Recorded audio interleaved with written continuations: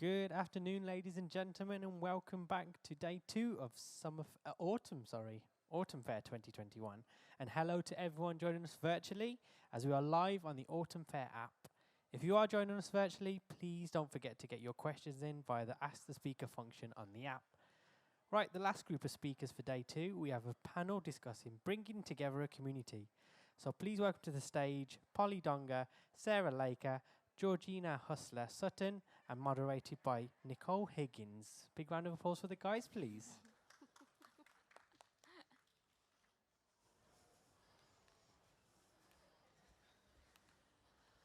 Do you want us next? Yeah, wherever you want to go.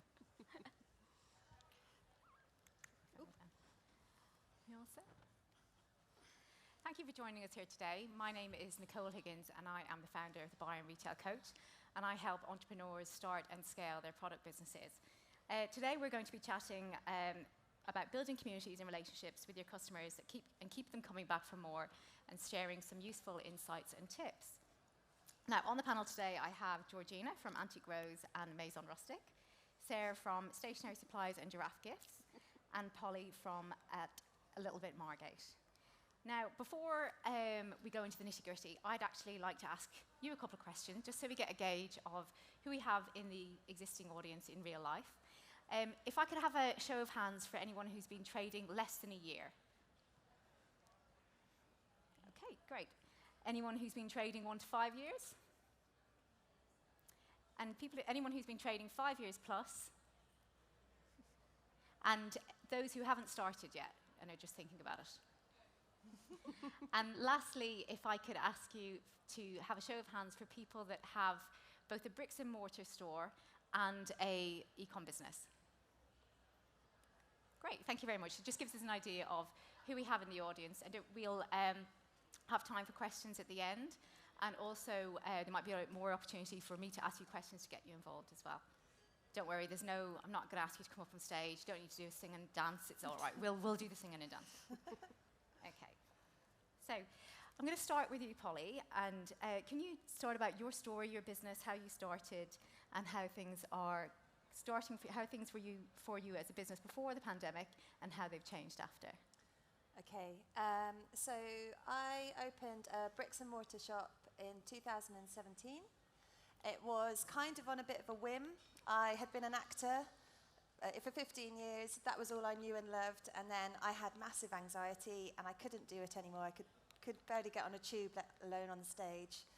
And so I moved to Margate, and I just started surrounding myself with colour. And I realised that a lot of shops didn't really embrace colour unless they were for kids. And I really wanted to start embracing that for adults. And I realized my Pinterest boards were this incredibly curated shop that I hadn't really realized. It was all these amazing things that I started filling my shop with. So I was very fortunate. I found a lovely spot. And yeah, I just started from there. It's been going 4 years, and I think I probably started at the hardest time, because it was during Brexit. There was a lot of anxiety just with general customers about knowing what's going to happen next, and it didn't really feel like people were spending that freely. It's a very tourist-driven town in Margate, so it's very seasonal for us. But over the quieter months, the locals weren't really spending. There was a lot of trepidation in the air. But since COVID, I spent a lot of time on my online business, and I spent a lot of time sorting my website out and trying to convey my message to other colour lovers around the globe, actually, not just in the UK. And it has, I think, probably 70% of the people that follow me and buy from me have never actually been to my bricks and mortar. But it is an amazing footing for what I've been able to create, having that actual bricks and mortar. And Polly, what actual products do you sell? So I sell just colourful glossed stuff, over that. Colourful things. Gifts, treats, stationery, clothing, and mainly supporting a lot of independent makers and designers within the UK as well.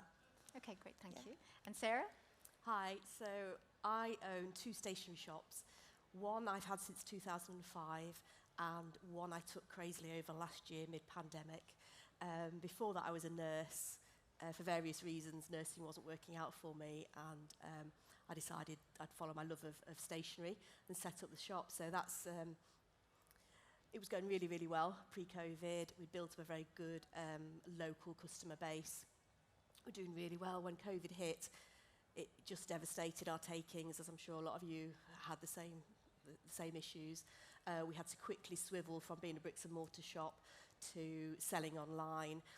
So during the first lockdown, I spent a couple of weeks just sorting my website out and turning myself into a delivery service. We didn't post out orders because I didn't want to add to the postal crisis of everybody buying online, so we just stuck to our local customers. And we just said to them, look, you know, you can't get out the house, but we can still support you. You need stationery because you're working at home. You're, you know, home educating your children. You still need stationery, and we can provide that for you. So we just kept a very strong online presence up and just looked after our local customer base. And then last summer, a guy was retiring from his stationery shop, and he said, do you want to take over my shop? And initially I was like, whoa, no, we're, you know, in crisis point. But then actually my daughter really needed a job. She'd had a breakdown at uni. She had anxiety. She hadn't worked for 18 months. And I said to her, you know, if I get a second shop, can you work with me? And she just snapped my hand off. So we've had a very interesting 9 months since we opened that, sort of battling with the pandemic and all the changes that entailed. Completely revamping a very tired old stationery shop into something that was vibrant and people wanted to buy from. And trade is now coming back. It didn't come back initially. It was really, really hard, but the last couple of months people are getting more confidence and are coming back and shopping with us. So we sell all kinds of stationery. We do gift stationery, we do office, school, college.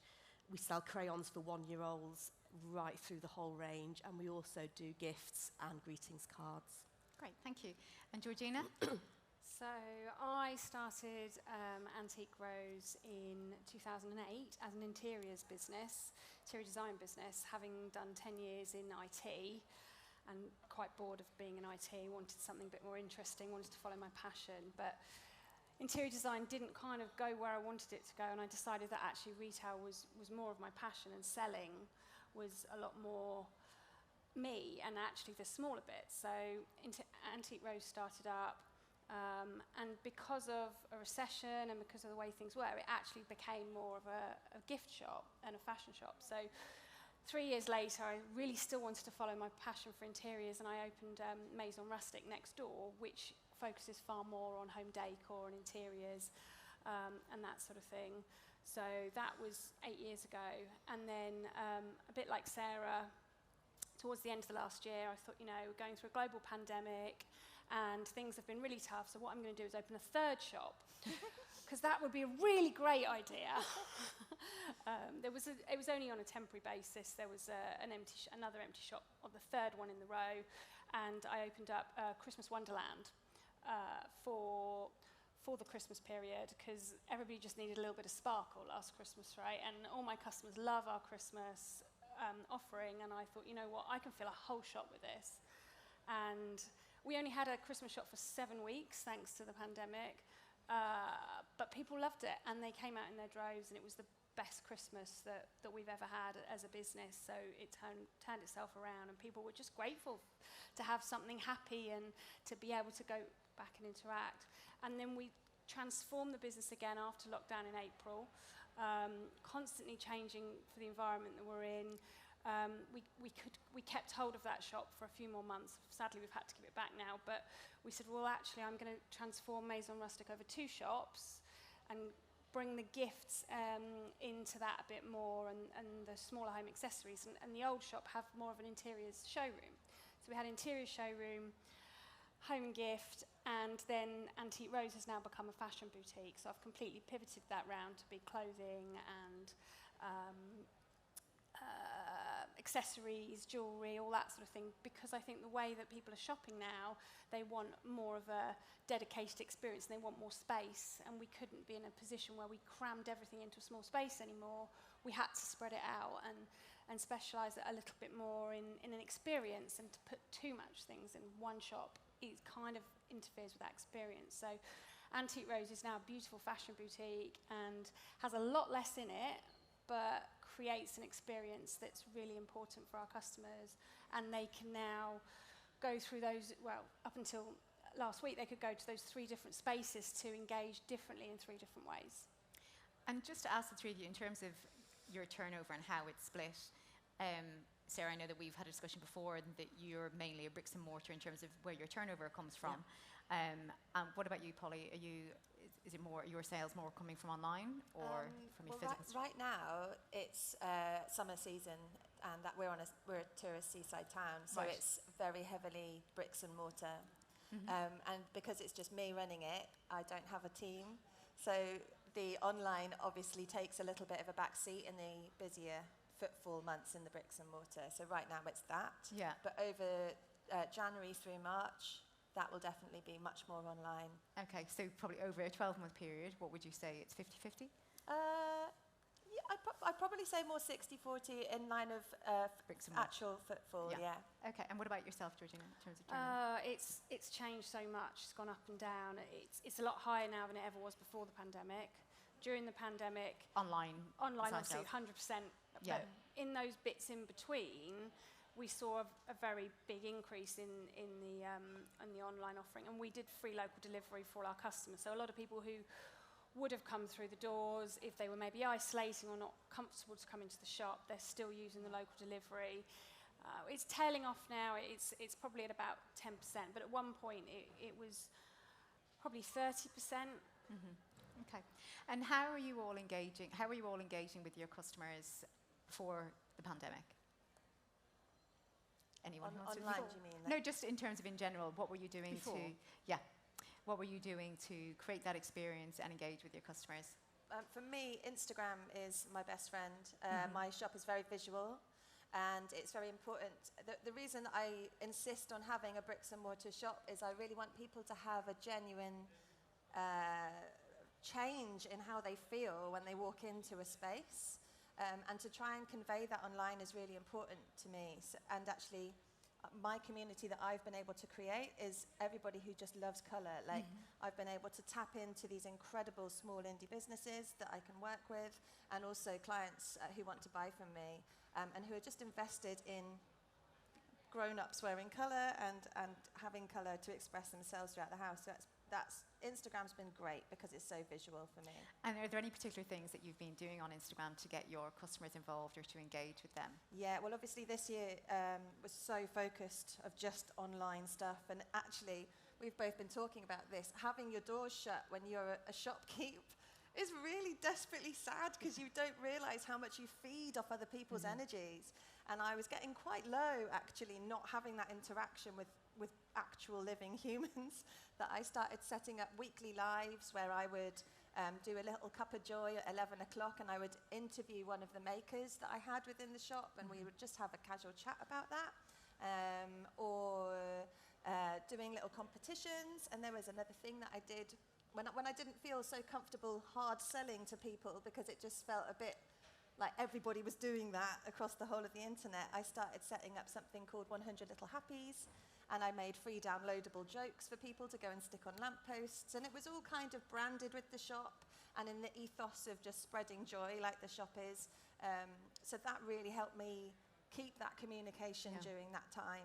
I think it's important to build that trust and for people to understand what your brand values are, and they get to know, like, and trust you as a business owner and as a business, that it's not always about the sell. And I think if some of you caught Amy's talk before from Social B, and she was talking, it should be more like an 80-20 rule, that you're 80% not selling and talking about but you're talking about the benefits of your product, or you're talking about something that's to do with your brand values or whatever, and then the 20% is, here's product, buy it, Just you. I mean, I think what people... I was having a real confidence crisis during all of it, and I didn't really know what to be doing during COVID because it really made you all quite introspective and go, what am I actually doing, and is it worth it? And people are investing in me, and actually that's what sells my brand. That's what makes me different from other shops, is it's me that's driving it and my story, and people also knowing you're fallible. I think that's really important, that you're not just presenting always a really shiny, sheeny, this is the outcome. They want to know that you have your pitfalls, and they want to know where it's all come from as well. I think some people struggle with visibility on Instagram and putting themselves out there. What would you say to people that do find that difficult? How would you get them to start? So when I was an actor, I used to find that really hard because I really find selling myself hard. But what I find easy is if I've got a really great product and I can focus on how great that thing is and I know everything about it and I'm genuinely passionate about it, that makes talking to a camera or making posts quite personal quite easy because it's kind of diverted away from you a little bit. Yeah. And I find this job a lot easier to promote the shop than actually Talk about myself. yourself, yeah. And I think it's really important to keep the focus on the why of why you're doing it. You're doing it because that product's really great and you really believe in it and you really want to get it out there rather than focusing on, oh God, everyone's going to look at me. Yeah. If that makes any sense. I think a good thing as well is if you don't think of 8,000 followers or 10,000 followers or 100 followers, think of one person, and that's you're just talking to that one person. Yeah. And what about you, Sarah, in terms of things that you've done to, not necessarily before COVID, but just to get your community engaged? I think before COVID, I was quite active in the community in that with selling stationery, I wanted to catch families with young children, because once they start shopping with me for their young stationery, they stay with me through primary school, senior school, college, university, and we've got them for life, really. So I used to go out to school fairs and do stalls with lots of lovely children's stationery and really embed myself within the community, give raffle prizes of vouchers to schools and just try and get out there. Of course, all that stopped with COVID, and I had to reinvent how I spoke to the community, and I found that quite hard. I spent a couple of weeks thinking, quite lost, wondering where I was going, what I was going to do, and I had to make myself do lives on Facebook and talk to people, and it's quite daunting when you start it,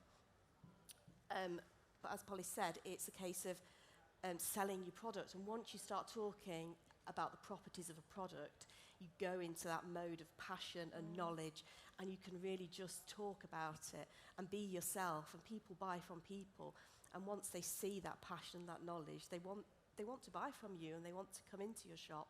And so after sort of all the lockdowns, people were coming in and saying, oh, thank you for what you did during lockdown, thank you for being so positive. I used to just put lots of lovely pictures of stationery on social media, because after all, who doesn't like a nice rainbow of highlighters or a nice new notebook? And people would just came in and said, thank you for just keeping your newsfeed so bright. I changed my window regularly so that when people were out on their daily walks, they could just see a lovely splash of colour. We did a hands of positivity, and I asked all my customers to do a handprint and write something lovely on it. And then we did a big tree of handprints, and people were just coming up and reading it and just being there for your customers when they couldn't get out the house, and just being there for them and supporting them. And I think it just shone through to people what we were about. And people have been coming back in this year and saying to me, we didn't realise how you run a business. We didn't realise all the ups and downs, and just being honest with the bad days and the good days showed me as a person, and really, really sort of engaged with everybody. And we were talking before the chat today about you've been quite vocal in press and national TV, and if any of you don't know about a Facebook group called Lightbulb, it's I'm not connected with it, I'm not affiliated with anything, I don't get paid. It's $5.99 a month, and it is it's an amazing link for you as an entrepreneur to speak directly to journalists. So you can pitch your business, you can pitch a story, you can pitch an angle, and you're talking to people from the BBC, you're talking to people from the Daily Mail, and you've had great exposure from it. And yeah, I have. Because I was quite passionate about all of us as independent retailers and how badly we were affected, I just wanted to shout about it and to tell the world what was happening to us. And so I joined the Lightbulb group, and I was on BBC News, ITV News, I was in the Metro newspaper twice, the Daily Mail, You and Yours, Radio 4, Radio 2, and on it went, because once people realised that I was just being me, I wasn't sort of pretending to be anything else, I was just honestly talking about my business and the effect that it had on me, people loved that kind of honesty.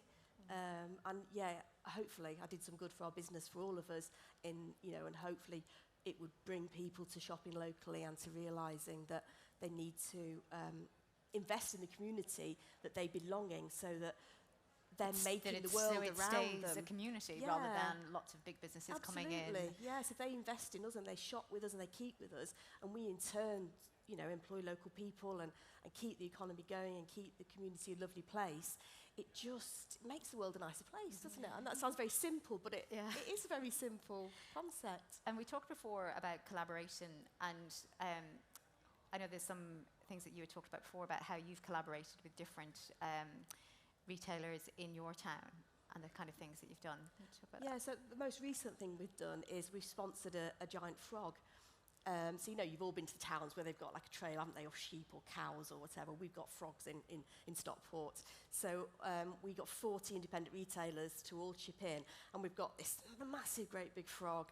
And then we did a frog trail. So all the local shops and businesses all did a frog window, and we all did something different. So we've got Count the Frogs in the window, and then we're going to give a bundle of stationery. We're going to draw, out of the hat, and we've got the cocktail bar's doing a frog cocktail, and the coffee shop's got frog biscuits, and the chocolate shop's got chocolate frog lollipops. And there's something, and the light, I can't remember what the light bulb shop were doing. They came up with something random. And we're all doing these little things, and over the summer we had so many families just walking around the town centre with the frog trail that we'd produced, and it basically cost us about 50 quid, but the publicity that we've all got from that and the community feeling has just been, you can't measure it really. I think that it's so important to get, and it's not about competition, it's about collaborating. It's about being together, You know, and pulling together for your community and for your customer base. And you can do that whether you're an online business or whether you're bricks and mortar, because you can have pop-up events, you can do lives together, you can promote on other people's stories or Facebook groups. So it's just about, it's collaboration over competition. And Georgina, what about yourself in terms of how you have engaged with your community? So pre-pandemic, I was very involved in what we did have a town team at one point, and I would do a lot of Facebooking, just sort of like more the sort of standard things. It was easy. The customers are coming through your doors. We would hand out flyers, have conversations, and then all of a sudden, obviously, you've got to find new ways and means. So my lifeline during COVID was my mailing list. I had the opportunity. All my customers were on a loyalty scheme, and we had the mailing list from the loyalty scheme.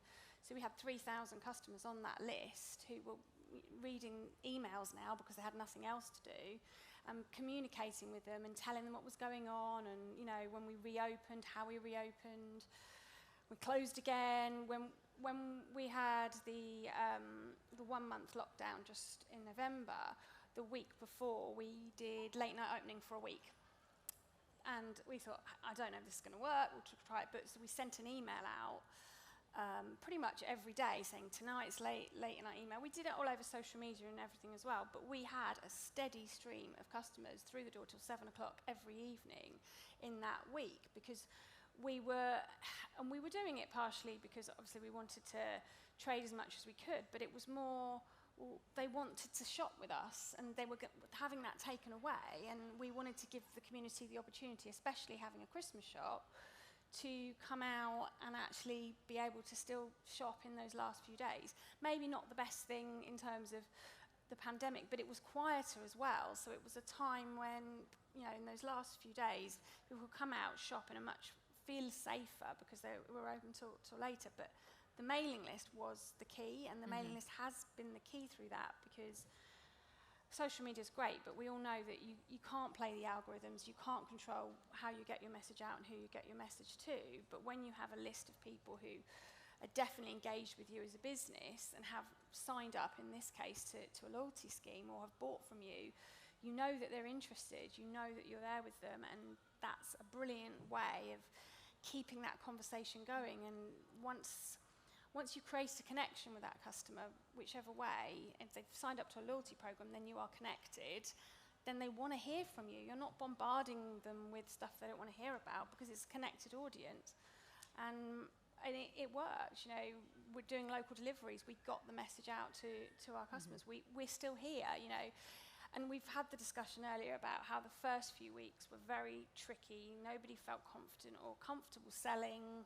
We didn't really know whether we should be, because it was such a new world and it was very strange. But as the week started to change, And it was kind of like around Easter that was all a bit of a turning point. And we realized, actually, no, people need this. They need a little bit of joy. And if that little bag that's on their doorstep with beautifully wrapped things that are going to bring them that little bit of joy and a smile, actually, that is being part of the community. And so many of my customers, once we reopened, like, oh, I got a delivery from you. It made my day. It was just like the best bit of lockdown was, and I had some customers who were ordering from us every single week just to get just something little, just to bring a little bit of fun and bit of joy to their back to their world. And just a question for the audience, actually, for those people who have businesses, how many of you regularly email your customers? How many of you have an email newsletter? And just from an information point, 35% of your turnover should come from an email. So if you're taking 100 grand a year, 20 grand a year, 35% of that should be able to come from your email marketing list and from your customers that are on your email marketing list. So if you aren't doing it because you feel that you might be bothering them or you don't know what to say, they want to hear from you. It's like you've said, they've signed up for one reason or another. They want to hear from you. It's like having a customer standing outside a shop and not letting them in. And you'd never do that in real life if you had a bricks and mortar shop. So I really encourage you, if you don't regularly do email marketing and do a newsletter, and it doesn't have to be a big spiel every week, you know, it's just a reminder, like you say, I'm here, this is what we've got that's going on, you know, this is what you might like, and it doesn't have to be the hard sell. New in, like, this is what's going on. Like, because we have the different shops, it's cross, you know, like, oh, don't forget we've got the shop next door. For my online customers, well, as soon as somebody buys from you online, you have their email. Obviously, you've got to go down the GDPR routes and the things that go with that. But technically, once they've bought from you, they are your customer, and you can email them. And, you know, they bought from you once. They want to buy from you again. Mm-hmm. So you've got that whole audience out there. And because so many of my local customers bought online, I do now have them directly on my mailing list. And they're interested. They loved you enough to place an order in the middle of lockdown. They want it back again. When it was either that or toilet roll. Well, so, yeah. And Polly, how has the relationship with your customers and suppliers changed, or has it changed at all? I think I became so accessible during lockdown. Like, when you've got a bricks and mortar and you're trying to manage online, it becomes quite a lot. And my focus could be really solely on the online. So that relationship became quite immediate. Mm-hmm. And I think we all felt exceptionally vulnerable in that time. So that, you know, there was a lot of suppliers that I work with as well. There was a lot more leniency with how we were dealing with each other, a lot more understanding. Mm-hmm. But what it really has done is, within the businesses that I work with, especially the local businesses, we've started communicating more. There was no platform. We didn't have a town team or a parish council to have these conversations between businesses, but now they exist because we were all in it together. Yeah. So actually the communication with my customers and with suppliers has always been very personable. Yeah. But now within the local community, we're actually able to communicate together and create events together, which has never been possible at all in Margate before now. And what kind of events have you created, or are you planning? Things like we reinitiated something called First Fridays. So on the first Friday of every month, shops would stay open later. The galleries would have lovely new exhibitions in. The restaurants might do offers. And it would just get people moving around the town. And we could get around all of the 14-week event organising doodahs that you have with council. I mean, the event planning is just such a long process. By doing it on our own premises, offering, I did like 10-minute discos in the shop. So you'd have four people in, you'd have a 10-minute disco, and you'd get them out, and then another 4 people would come in. And it was just something different and a different incentive. And everybody was taking it up. They were all doing something in their own premises on that day. And the other thing we started was the markets. I think there's a lot of people that think that if you're going to put a market on your doorstep, and it's right on my doorstep, that it's going to take trade away from my actual shop. It hasn't at all. It's brought people into the local, into that hub. Yeah. And where we are, a lot of people have moved during lockdown to the coast, to Margate. They have no idea of the community they've moved into. So suddenly, by creating events like that, like First Fridays and markets where they can come and meet their neighbours, that's really helped solidify it and bring people into our bricks and mortar shop as well. So that's, it's like a big group huddle. It's good. And Sarah and Georgina, anything that you've, have your relationships changed or evolved?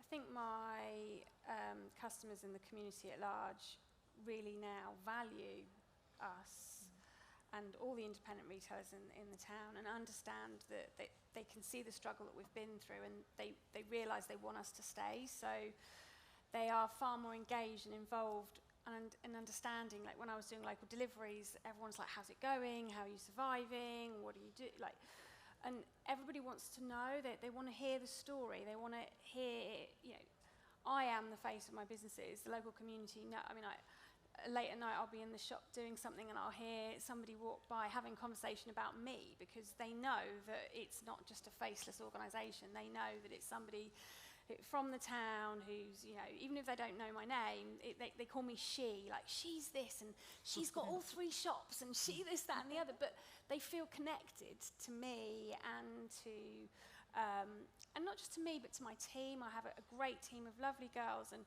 I always get feedback from anybody who's, whenever I come into any of your shops, I get such lovely service from your girls. They're all so friendly, and we know our customers by name a lot of the time, and we chat to them, we find out what's going on, but that has solidified and engaged.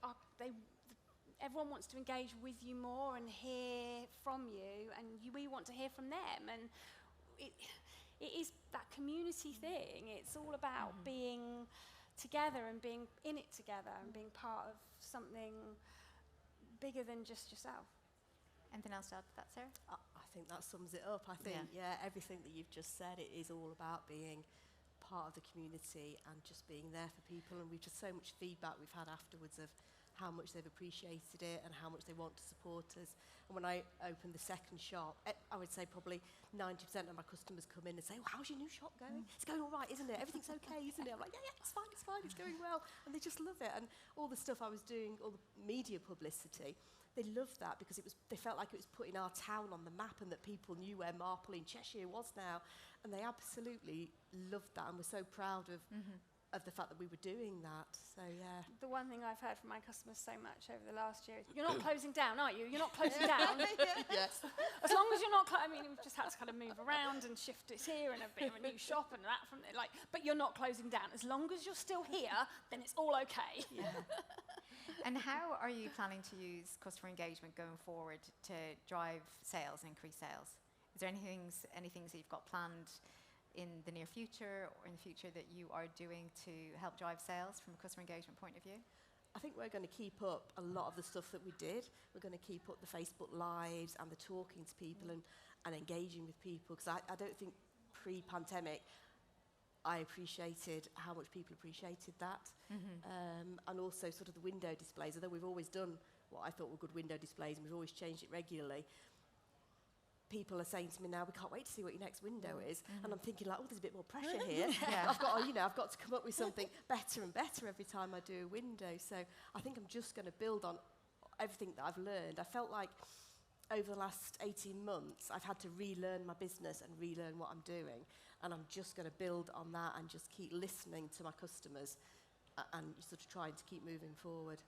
And I think as well, people who don't have a bricks and mortar store, when you talk about windows and that, Instagram is your shop window, and it's making sure that that's fresh as well, and that you're talking about the products and you're doing your lives and your run-throughs, and just really showcasing, like you said, when you're doing your cup of tea on what was it? Cup of joy. Cup of joy, and that you're going through the products so that people get to see them properly rather than just looking on a website and seeing it in 2D or, And Georgina, anything in terms of customer engagement going forward? I think just like you said, keeping going with a lot of the things that we did before, and just being ready to swivel and change. And we still don't know what's coming. Like, that's the one thing I say to anybody who's setting up a new business. Just be willing to change constantly and react and twist and just listen to the customer, retail now is not what it was 2 years ago. The customer wants something different. They want a different experience. But understanding that, listening to that and reacting to that, and not just going, oh, well, this is the way I've always done it and it always worked before, so I can't understand why it doesn't work now. Well, the world is changing. And for me, it's just about being constantly keeping that communication going with the customer, being aware of the wider world, and shifting with that. Things like sustainability is so key, and customers want to know that something's sustainable. They want to understand about the product more, where it came from, what it's about, knowing the story behind the product, and actually getting that over to them. And for me, one thing I think I've not purposefully done, but what has happened is actually having a higher level of staffing on the shop floor has meant that there's a better communication between us and them. They don't just come in and walk. We've got time to talk to the customer, to listen, to find out whether or not they like the products, or whether they want us to be open late, whether they want an event, what's happening. And if you're too busy and there's just you and you're running around like this, you can't engage with that customer. So actually having the time to just be a bit still and listen.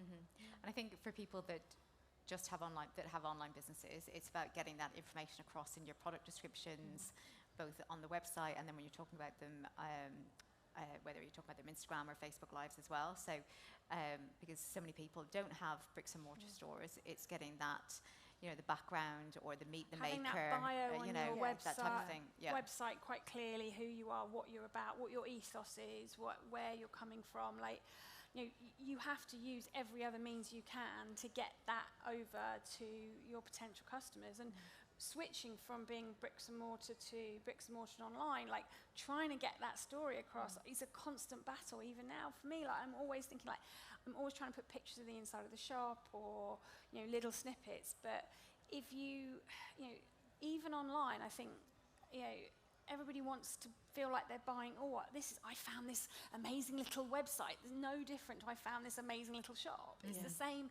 thing, but for it to be an amazing little website, it's got to have a personality, and your personality has to exude through the website the way it does in a shop. Yeah, and I think it's about, like you say, it's connecting those two so that you know that they're the same, obviously, but that you have that same journey of customer service through the website, as well as that you'd have that same level of customer service through the bricks and mortar shop as well. And how or are you collecting or getting feedback from your customers? Talking to them. Is it just as simple? Is it from that? And like you said, I think you were talking before about just listening to the conversations that they're having, and just being aware, talking to them, asking them questions, engaging, and also monitoring, obviously, feedback on Instagram and social media, and just seeing and asking questions on those platforms.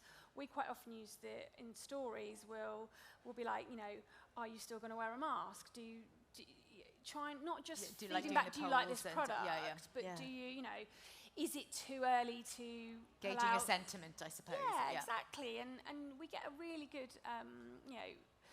feedback on that. We can have a couple of hundred people answering yes or no, very simple questions, but we found that with social media, actually, yes, you need to have your curated content on your feed, but it's the stories where you create the engagement. The stories are the important bit, because they're quick, they're easy, they're fun, they're real people, they're real shots of this, that, and the other, and you can ask questions and make jokes and do things that... And people love the behind the scenes as well.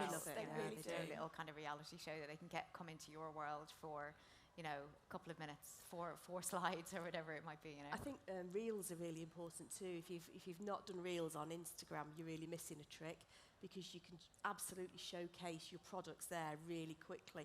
And especially for us with showing stationery, we can show how a pen writes or felt tips work, and we can show new products very, very simply. And they're not hard to do, Although a lot of people sort of have this real fear, it's really easy to do. And then you can use that short video that you've created, you can save it, use it on Facebook, Twitter, TikTok, you can put it all over. And that's really transformed a lot of our selling during lockdowns, in that people can actually still have that in-shop experience, but they're doing it via a short video.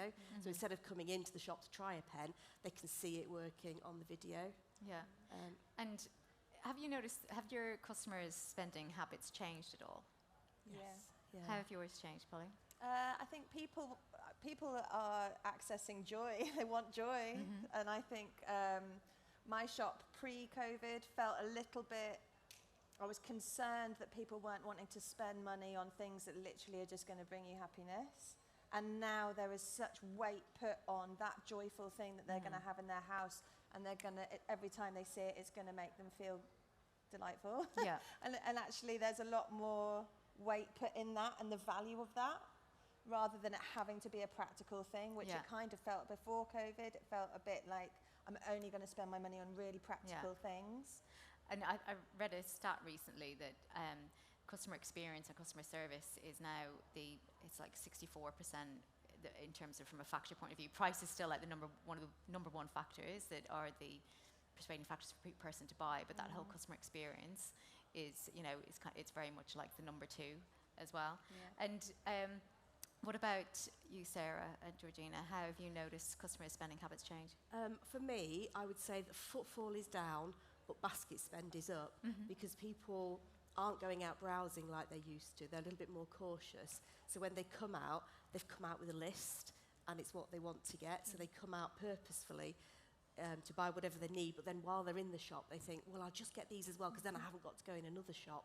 So once they've come in, that basket spend has risen so much. So at the end of the day, I think, oh, the footfall's really down. Then I look and oh, wow, because people are just coming out, aren't they, to, separate shops. And I've got customers that will only do one shop a day because they're frightened of going into lots of shops. So one day they'll go and get their meat from the butchers, and one day they'll come and get their stationery, and the habits seem to have sort of changed completely. And what about you, Georgina? Yeah, I mean, we do a lot of different product types, and thankfully one of those product types is home accessories and furniture, and everyone's been spending more time at home.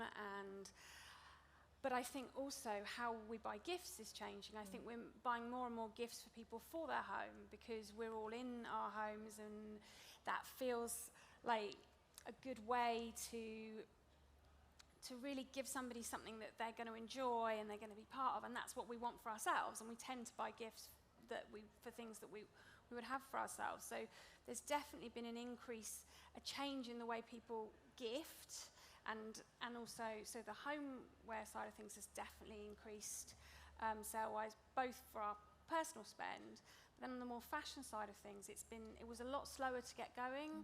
The personal spend on that, people still weren't quite ready. They didn't know if they were going to be going anywhere. It's not really worth buying a new outfit if you've not got anywhere to go to. Lockdown weight gain, putting it off until they lost those couple of pounds. And it really took a little while to come back again, and we saw it was a much slower build-up. But at the same time, there was like, well, maybe that's because that spend was going more towards a home purchase or a gift. But if you haven't seen somebody for a long time, you don't know what colour scarf to buy them if you're going to buy them a scarf. So actually, I'll buy them a nice plant pot instead. And have you changed your communication to be more gift focused then, based on that, in terms of we were always very gift focused, and we actually moved away from being quite so gift focused, especially in between the lockdowns, because people weren't seeing each other, so the gifting spend definitely decreased, because we didn't see people to give them gifts. Like at one point I was doing all sorts of wedding gifts and birthday, like age gifts, things like that, but when's the last time anyone went to a birthday party, right? So you don't take a gift to a party, so that sort of stuff had to it all went in a cupboard. It was like, we're not doing this anymore. There's no point in wasting space on the shop floor. Let's put out things. And at that stage, people were self-purchasing. And last summer, this, since we've reopened, has been just like a lot more about self-purchasing. People are spending far more money on themselves and treating themselves. And then when they do decide to gift, they're doing it in a very different way. And I think they want quality and they want something, it's not just like, oh, I've got to get them a gift. There's a thought process now that's going into that.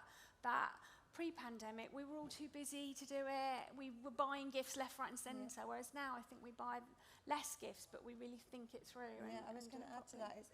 It's a much more considered buyer. Yeah. People want to know where their products are coming from. Yeah. Slow fashion is much more desirable. People are genuinely caring about that process the product's gone through before it arrives in their hand, and I think it's a much more conscientious buyer. And that's the strength of an independent shop. Yeah, Yeah. We have the absolutely. time that we can To tell explain, Exactly. where those products come from. Yeah. Have you noticed a lot of new customers? So obviously from during the pandemic and now post it, it's been a bit of an anti-Amazon, even though their next day delivery or same day delivery is great, I have to say. But there's been very much a pro-small business and people really going out of their way to buy from independent businesses. So have you noticed a lot of new customers? I think for us, the home working and home education thing has been strong because a lot of people would go into the city to work. Well, they were all working at home, so they all needed stationery for being at home. And they suddenly had to create a home office, so they needed pretty things around them. They didn't want black, blue, files. Yeah. They wanted nice, pretty pastel colours or things that fitted in with their home. So that sort of changed a lot of what we were selling. So we got a lot of new customers from that, and I think the split between home working and office working now, I think we will maintain a lot of those customers. Now they've found us. We're like their stationery cupboard used to go to the workstation cupboard. Now they come to us and they can buy And it's a lot prettier. Yeah, they could buy much more pretty things, and it's really helped us. And the other thing that we've noticed a big increase in is greetings cards. That people wanted to connect with other people. Our greetings card sales have just Snail gone through mail. the roof. Yeah. Rather than email. That's what it's that personal connection again. It is, yeah. And in terms of personal connection and authenticity, customers value authentic opinion. It's a lot more than they might value if they don't know you. You know what I mean? You selling to them rather than a recommendation from a friend or basically talking about user-generated content. And is there a way that you encourage that, or how do you try and promote that within your business so that people that are buying from you are then sharing what they're buying from you? I'm a bit rubbish at it. I'm going to hold my hands up. I'm a bit rubbish at that. A lot of the stuff I sell is very photographic. Photogenic. Yeah. Couldn't think of the word. Instagrammable, probably. It's Instagrammable content, but and so I'm quite lucky because I'm not having to necessarily encourage it. They're very visual things, very tactile and exciting things that they want to share. So I'm very lucky that a lot of customers do that of their own volition. Yeah. And I just share it. But actually, listening to Amy's chat earlier, I need to share that a lot more than I do. I put a lot of pressure on myself to photograph every product and talk about every product just from my own experience. But actually, I need to bring a heap more consumer-generated content into my feed. I think it's like encouraging people to tag or giving discounts I definitely or do that. following. I put a lovely little covering note in on every your parcel, order, and I say, I'd like to see where this ends up, and I'd like to see what you do with it, and that's something that's really important. And is there anything that you, Sarah and Georgina, do? So I do lots of competitions and giveaways, and I talk to suppliers. And I guess it's quite easy with stationery because the supplier will send me 50 free pens, and I can just say, if you come in tomorrow, you get a free pen. People love a free pen. You can never have too many pens, so it just goes down a storm. We've also got a hopscotch on the floor in one of our shops. So we say, come in, take a picture of your child on the hopscotch, tag us and you can win. So we do lots of things like that, just customer engagement. And also, I guess, again, with stationery, it's easy. A kid comes in, they're dead excited, they've got some new felt tips. I say, when you draw your picture, get your mum to send me your picture. I'll put it, and they love that. And I get, quite often get little kids holding pictures and stuff, and they just love to be able to show it off. So I think it's just that suggestion, isn't it? And that nudge. And like you say, it saves you so much time, and it's still content, and it's that authentic opinion, so... And then all their family will share it, and then all their friends will, and it just generates it. What about yourself, Georgina? We tend to do more of it around Christmas time with Christmas trees, trying to get people to share their Christmas trees, tag us in, and all You that could run a sort of thing. competition, like, so, best Christmas tree, tree. get something.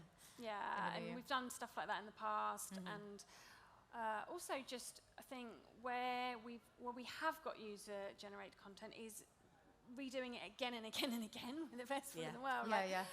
Just taking that pic, where you've been tagged, saving it, resharing it, and then just maybe these are back in stock, and maybe a new picture of it in the shop, but then a load of regenerated pictures, or here's what you could do with this and something, and then that's tagging that back round again.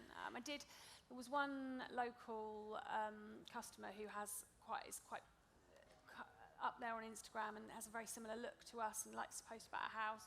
So one day I just literally went, do you know what, I'm giving you here's a free lantern, just say thank you for sharing and posting about us all the time, and can you post about that as well? And I've lost my train of thought then in terms of what I was going to ask.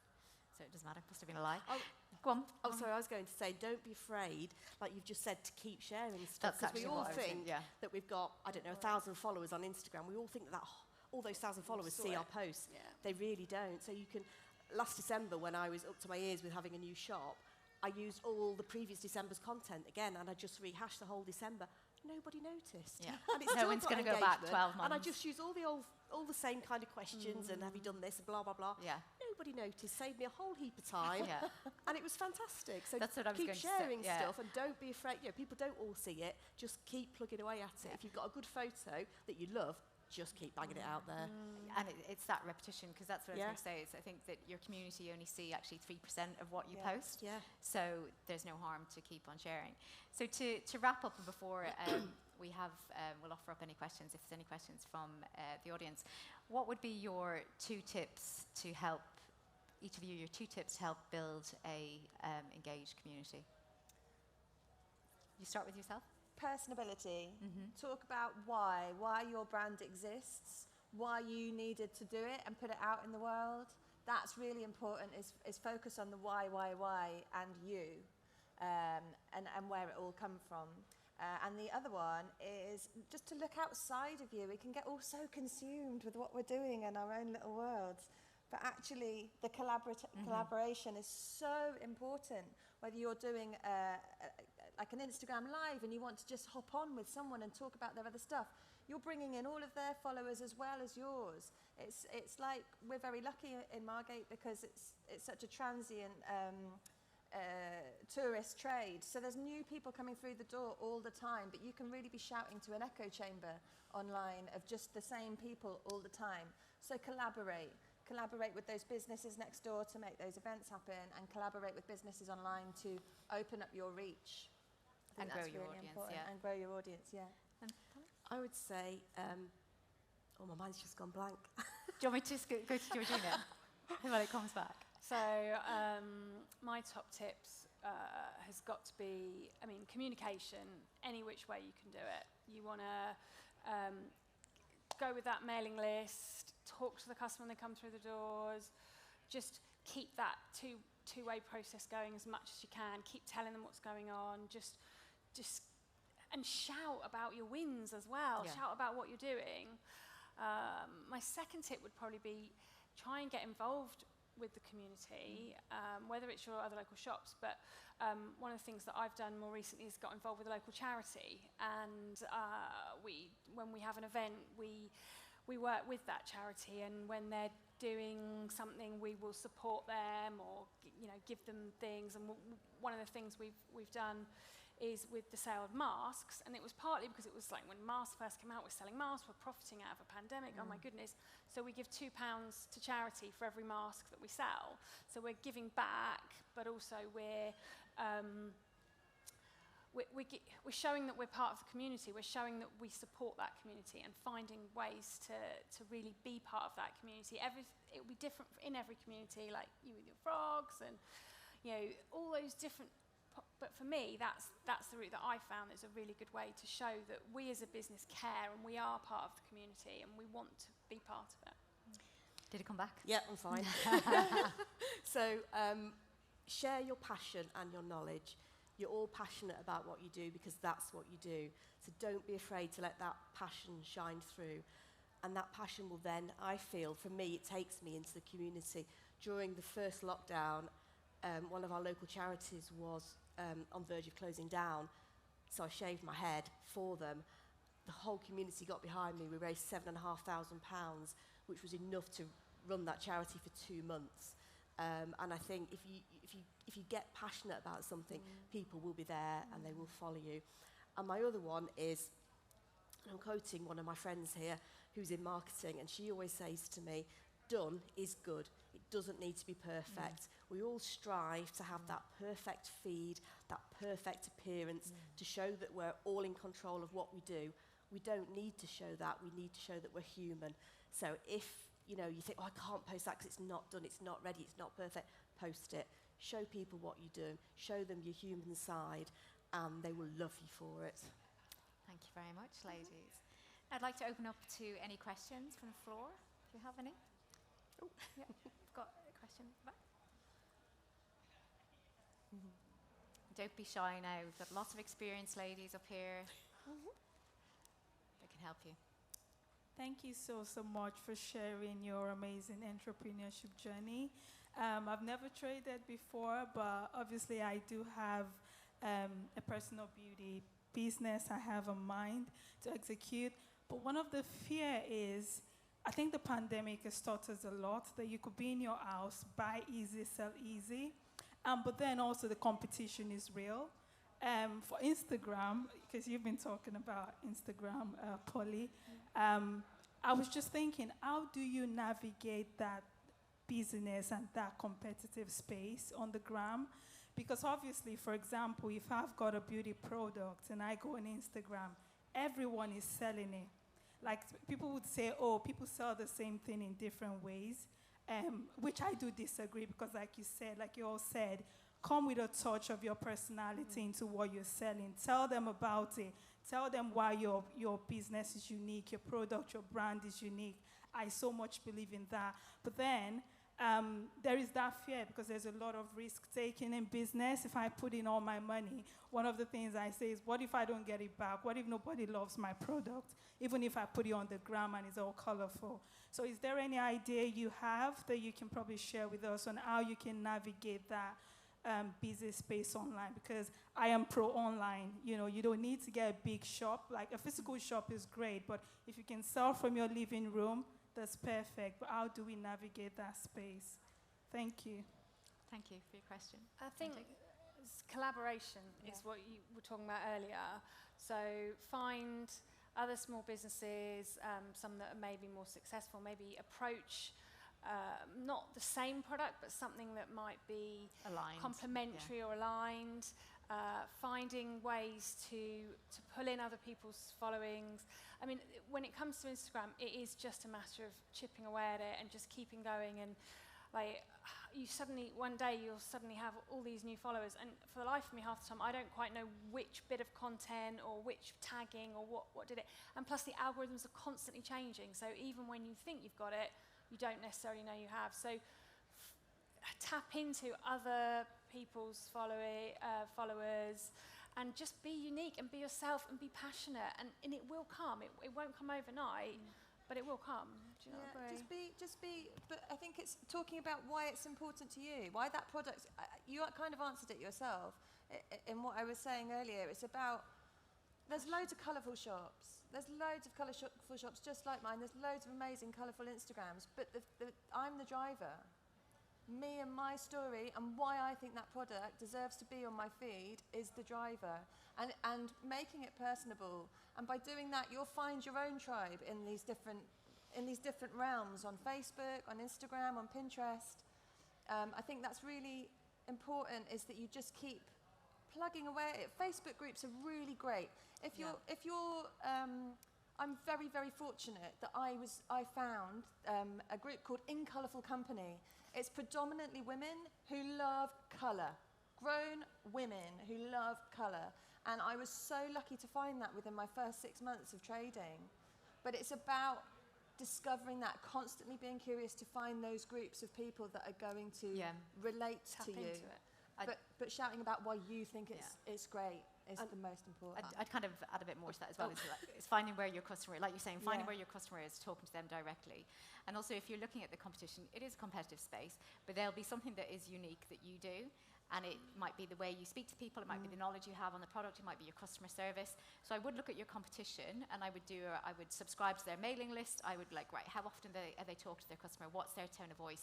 What is my tone of voice? How am I going to set myself apart? But being authentic and true to yourself, and not trying to be your competition, but what do they do well? What can you improve on that they currently do? And where's the gap? Because there will be a gap. It might be price point, it might be customer service, it might be after sales, but there'll be a gap. Sorry, Polly. No. Sorry, Sarah. So I was going to add to all of this in that talk to the suppliers that you're buying your products from and ask them to share your content and to talk about you on their feeds, because they'll have thousands of followers. It's a partnership. You're not on your own there.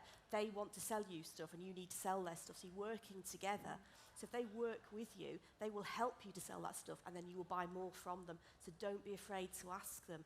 Ask them for a free gift that you can do a competition, you can do a giveaway. Speak to them. They will want to help you. They'll want you to succeed. Yeah. I think asking advice, like asking people who have got a similar vibe shop to you, or a similar vibe Instagram to you, whether they're an influencer or anything like that. Would you want to collaborate on this? Just ask. If you don't ask, you don't get. And I think that's just being constantly curious of it. Influencers are key as well. You've got to find your influencers. And to reiterate something that Sarah said, don't wait till it's perfect. No. Just do it. Just do it. And also think to yourself, is it something like 65 million people in the UK? I can't think what the stat is. It's something like that. Your tribe is out there. Yeah. You can have... There's space for everyone. Very well. Yeah, that's what I'm trying to say. There's space for us all out there. You will find your tribe. Carve Keep your doing niche. it. Any questions for anybody else? Yeah. Polly. Yeah. Okay. It's okay. Can you hear me? Yeah. It's interesting listening to what you've been saying today and all the things that you've done over the last 18 months, but does it ever cross your mind, any of you, that what you were doing prior to this was not right? In other words, you had not got your business in the right position then. You talked about customer service, having people in your stores, in fact, actually getting to know customers. Do you not ever think, because the world has changed, as we know, the big store groups have now gone. I'm very much sure that independent retailers now are going to come more and more to the front. But do you ever think that, in fact, that what you've done now, what were you doing wrong previously? Ever thought about it? Well, yeah, obviously. We're constantly learning, and the world is throwing us different things every day. And, I'm my worst critic. I'm always going, how can I do this better? What's different about that? I think what I feel is that what I was doing before was good enough that my tribe came with me and followed me, and I adapted and changed with them and what they needed. And there's many businesses out there who have failed over the pandemic for whatever reason because they've just stood still, and maybe what they were doing before they managed to coast through, and we've been put in a situation where you have to react, you have to change. The likes of people, for example, like, let's say House of Fraser, people like Debenhams, all gone. These people have been living beyond their means for years. Yep. And people have been going into them. And in fact, the trouble is, in fact, any good retailer, anybody starting a retail business previously or even now, the key element has got to be customer service. Absolutely. That's the one thing. And if, in fact, you don't train your staff properly in the first place, you're going to go, no. I'm not having a go. I'm just actually saying where you were 18 months ago, where we all were, and where you are now. And you're thinking, well, what major changes have I made other than being online? For me, customer service has always been key. For the last 10 years, every single person who comes into my business actually gets trained on customer service. They have a 2-hour induction. They get told exactly what our brand is about and what customer service is about. And that's a key element for you, isn't it? Yeah, and that is our USP. Our USP is that. Yeah, so okay, thanks. But I think something that we were having a discussion about this previously. Sorry, it's Polly has to go. She's got a train. I just really wanted to say, I actually was doing too much. before. I don't know how I was doing all the things. I was running so fast, I wasn't catching up with myself, and actually having that pause and having to focus online and having that moment really made me assess what are the most important things that I need to be doing for my brand and what aren't. And I think that was a really, I would never have had that moment to stop and check myself had that not happened. So I'm kind of thankful to the last 18 months in the, as horrific as it's been. Sorry, 1 second, we can't hear you. So, Do you want to? Business is not just actually about results. No. Business is about performance. And You get the satisfaction. Performance right, you'll achieve the right result. And that Yeah. answers some of your questions. Yeah. Sorry to have to rush off. I've got a train to catch.